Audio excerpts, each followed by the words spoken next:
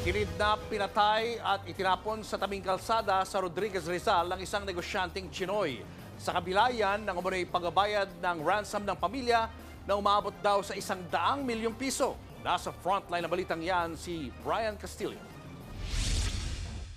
Sa unang tingin, aakalaing basura lang sa gilid ng kalsada ang dalawang nylon bag na yan sa barangay Macabud sa Rodriguez Rizal kahapon.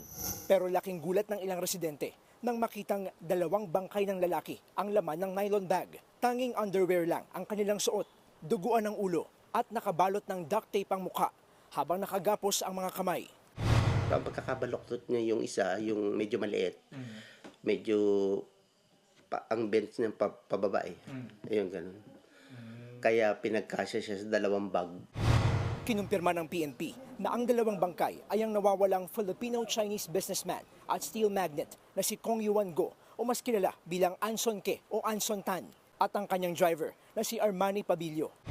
There were signs of bruises and some body injuries po doon po at meron din pong sign ng strangulation po.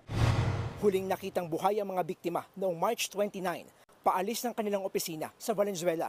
Kinabukasan, inireport ng pamilya ni Anson Ke sa mga pulis na hindi sila nakauwi. Natagpuan na ang inabandonang itim na luxury van ng negosyante sa barangay Bahay Toro, Quezon City noong Martes. Ayon sa PNP, lumalabas na hindi ito karaniwang kaso ng pagdukot. Ayon sa mapagkakatiwalaang source ng News 5, 3 beses nagbayad ng ransom ang pamilya ng negosyante na umabot sa halos 100 milyong piso. Although we are still confirming whether or not ransom money was given and yet the victims and his drivers pinatay pa rin po. Kung kidnapping ba talaga yung main objective po, kung bakit po humantong po ito sa pagpatay, because yung mga the usual na naitatala po nating kidnapping case kapag ka po nakapagbayad ng ransom po ay inire-release naman po. Tinitignan din ang anggulo na may kinalaman ito sa Pogo. Ang sigurado ngayon, isang grupo ang trumabaho para dukutin at patayin ang negosyanteng Chinoy at ang kanyang driver. Posible ring may sangkot na dayuhan.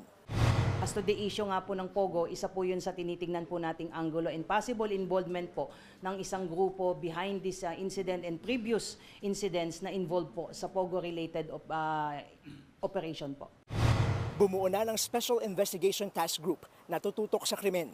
Dahil sa magkakasunod na insidente ng kidnapping, sinibak sa pwesto ang hepe ng PNP Anti-Kidnapping Group na si Police Brigadier General Elmer Ragay. If you are not competent enough to deliver what is expected to you, then you will be relieved from your position po. Hindi raw malabong masundan pa ang mga sisibakin. Ang Chinese-Filipino Business Club naman nababahala sa nangyari. May ilang negosyante rin daw ang nakaranas ng pagbabanta na dukutin pero hindi lang nare-report.